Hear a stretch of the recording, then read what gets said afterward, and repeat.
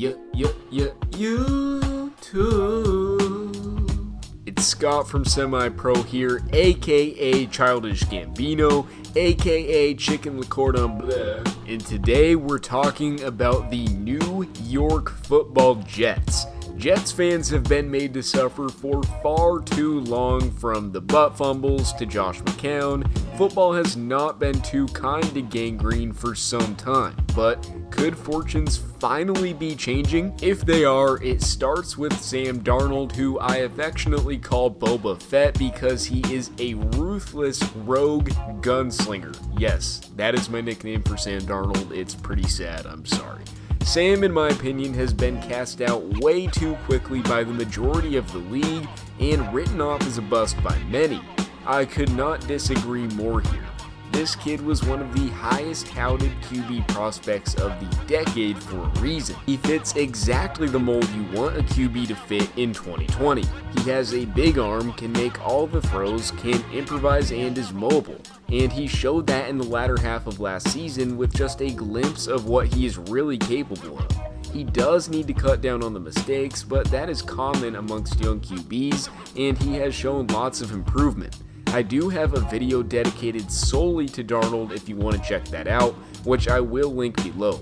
But in short, he has all the tools and has shown me he is capable of great things, and if Gase can get this offense sorted out, Darnold could have a breakout season in 2020. But Gase might just be the weak point of this team. He has been praised as a QB whisperer and offensive genius, but his abilities in both categories have been very questionable at the least, as well as his leadership skills, which is always a red flag amongst, a head coach in the National Football League.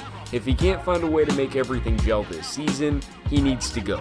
But that said, I don't mind the team giving him one more chance. It is good for Darnold to have some stability at the head coach position, and Gase has shown that he can make things happen in the past, but still, he is the biggest question mark on this squad. Joining Darnold and Gase on the offensive side of the ball is a much improved wide receiver situation.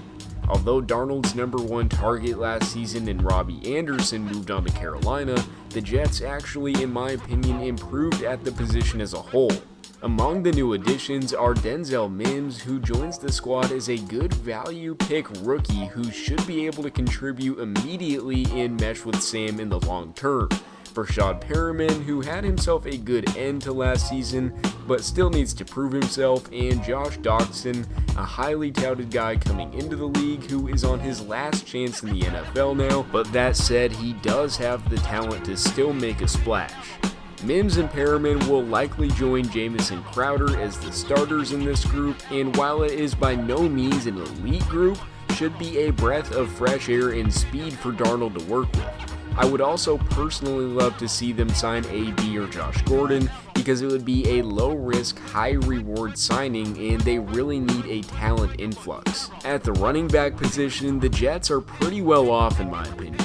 Even though Le'Veon Bell didn't have a great first season with the team by any means, I expect him to be somewhat back to his old ways with an improved line up front of him. He is also a really good option passing-wise out of the backfield. Frank Gore joins the squad as a guy who has obviously seen his share of carries in the NFL, but still manages to be a serviceable backup runner. They will be behind an offensive line unit that got some much needed maintenance this offseason and are going to be a major key to any success the Jets may have this season. They added veterans Greg Van Roten, George Fant, and Connor McGovern while also drafting Mekhi Becton, which should really help shore up this unit.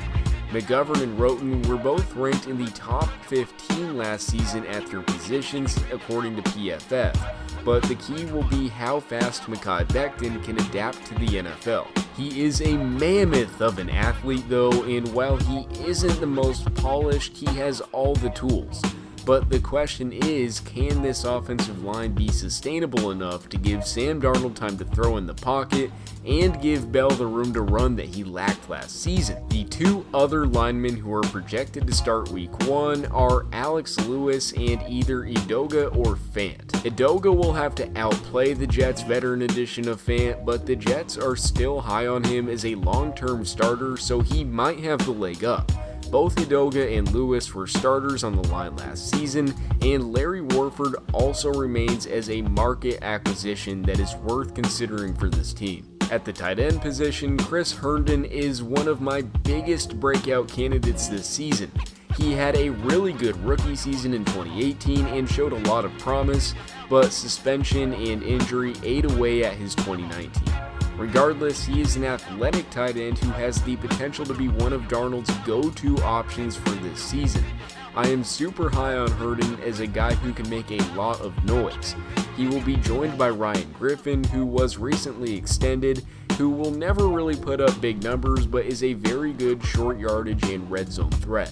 So this Jets offense has some pieces, but there are a lot of unknowns. Ultimately, it will come down to how much the offensive line truly improves and Gase's competence. They have the skill guys and the QB to have a really good unit on that side of the ball, but their infrastructure is in question. But again, as long as that O-line is serviceable, I think Darnold takes a huge jump this year, which would go a long way for the team. On the defensive side of the ball, they have lots of potential as well. Quinnen Williams, achoo! Bless you, thank you. Wasn't great in his rookie year, but has lots of potential and will look to begin to unleash it this season. Joining him on the interior is Steve McClendon and Henry Anderson, who are both forces on the inside who can stop the run all day. They just need to be able to get to the QB at a higher rate, and this unit will be fine. They can all play. The Jets' linebacking core just might be their strongest unit. Jordan Jenkins, CJ Mosley, Avery Williamson, and Terrell Bassett-Hound are four guys who the Jets can depend upon in their 3-4 system. Mosley is a proven elite player at the position, and Jenkins and Williamson both are guys who can wreak havoc at the top of their games. They are joined by Jamal Adams and Marcus May as safeties, another unit that the Jets should have no worries about. Adams is one of the best players at his position in the entire NFL, and May is no slouch either and even had a completion percentage of just 50% last season. At the cornerback position, the Jets have some work to do. They have some solid guys, but no true ace. This could be addressed by going after a Logan Ryan or a Aqib Talib, but as of right now, this is another question mark for the Jets. Overall, this defense should be a good unit and will surprise people. Greg Williams is a good defensive coordinator and has the talent at the positions he really needs with the exception of corner.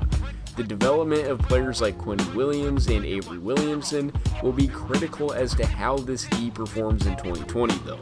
The Jets very well could be a playoff team in 2020, but there are just so many question marks and new pieces that we don't really know for sure what we are working with. I have them in the 7-9 win range right now, but at the same time, they could also be a team that surprises us if Darnold takes off like I think he might.